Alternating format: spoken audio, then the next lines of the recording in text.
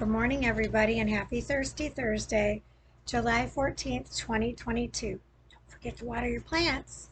I am in love language minutes for you couples out there that need some extra help and assistance, and I will help soften the blow of some of the things in this book. At least that's how I look at it. I adore what's been written. I just want to help enhance some of it. So today's title is about wise listening. If you listen to constructive criticism, you will be at home among the wise. If you reject discipline, sorry, I was like, today is the 14th, right? I keep saying it, and I'm like, it's the 14th. If you reject discipline, you only harm yourself. But if you listen to correction, you grow in understanding. Proverbs 15, verses 31 through 32.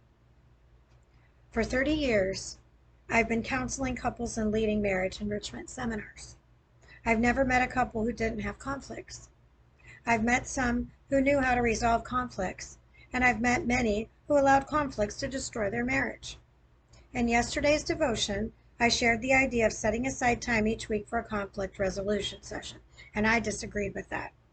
I think that should be, I call it hiccup sessions.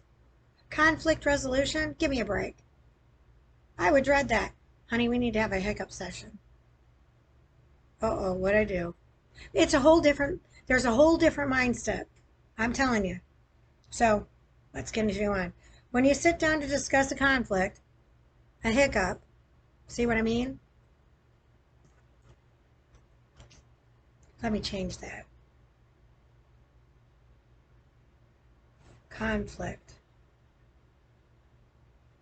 No. Hiccup. Yes. Daily. Hiccup sessions will make your marriage fruitful.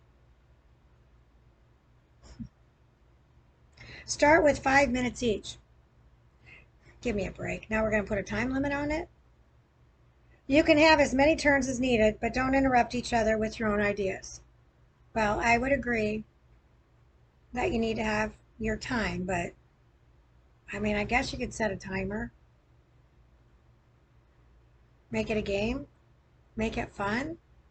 Make it not so mean and hateful and hurtful. That could be. How about a minute? I make it shorter. Time starts now. Stop watching. Wait for your turn. According to King Solomon, listening to others, particularly if they have constructive criticism to share with us, makes us wise. When we listen to our spouse, especially in the midst of a hiccup, we will gain more understanding of ourselves and each other.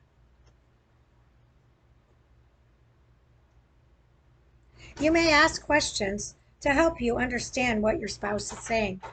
For example, are you saying that you feel disappointed when I play golf on Saturday instead of spending time with you and the children?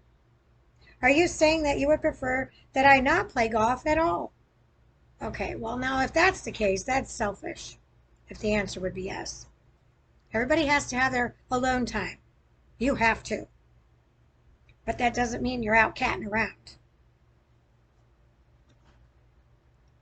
Don't sin in your alone time. After listening, be obedient. You then have your turn to talk. In this example, you might explain how important golf is to your mental health. Exactly. The peace of golf. I mean, I could literally go out on a golf course by myself. Well, I did. I used to go there and just sit and watch the golfers and eat lunch or dinner or just have a cocktail. I enjoyed it. It was peace and quiet. And people felt sorry for me. I'm like, you need to get a life because I'm telling you right now, I need this peace and quiet. You have no idea. Then, and you know what? What I should have done during that time is shut my freaking phone off. That's where I made my hugest mistake, is I didn't shut that darn thing off. Then together, you can look for a solution that both of you agree is workable. Listening and seeking to understand each other is crucial in resolving conflicts. Hiccups.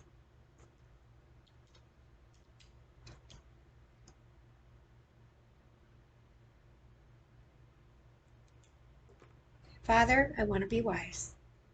Healthy. I'll be wealthy when I get there, wise. I could care less about wealth. I never did.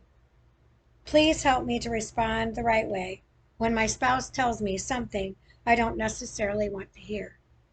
Help me to think about what is best for our relationship, not just about our own needs. It's funny, I had some girlfriends say, where do we go find wealthy men? I was like, what? You're kidding, right? Well, no. Look at the men you've dated. I go, okay, I could care less about their money. I don't care. But it makes life easier. Well, in man's world, sure.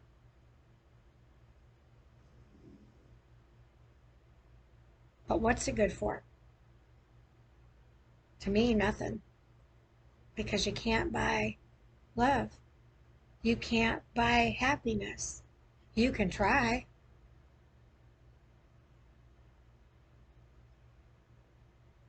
It's funny, when I look back, I kept slamming the doors in Phil's face, but he kept buying me gifts. I didn't want gifts. I just wanted his time. He couldn't get that.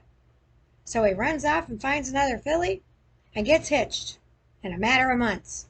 She has no clue what pile that she has stepped herself into. I sent an email prior to. I spoke my piece. So she can believe or not. That's her choice. All she got to do is start watching some of my videos to understand I tell the truth. And that man is full of a bunch of lies. Let's say a pack of them. Yeah. Unbelievable. Well, it goes with this book now, doesn't it? It's amazing what comes out when I read these devotions. Apparently I need to get that out too. Oh well. Happy wedding gift, you two. That's what happens when you get married under God and you're unclean. Just saying. Justice. Hope you enjoyed this video. Stay tuned. I've got more coming up. Love to all bunches and bunches. He gave me another bonus day, so giddy up. I may not have a lot of strength to walk around, but my brain is working, my app is working, and my beloved heart is working. And everything I do is out of love. Everything I ever did for that man was out of love. I loved him unconditionally, but unfortunately, he doesn't know what love is. He doesn't understand the concept. But he will, soon enough. I just pray that he sees the light amidst his darkness before it's too late. That is all I can pray for him. That's all I can do. Because he can't hurt me anymore. My life belongs to him. He's protected me now. Phil was supposed to.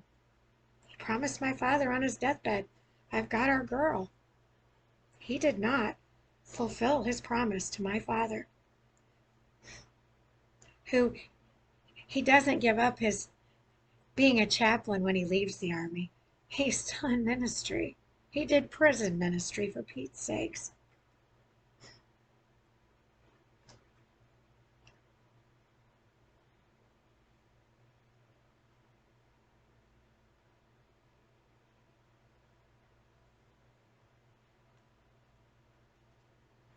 So, have a great day, everybody. And I'll be right back. Up to all bunches and bunches. Bye.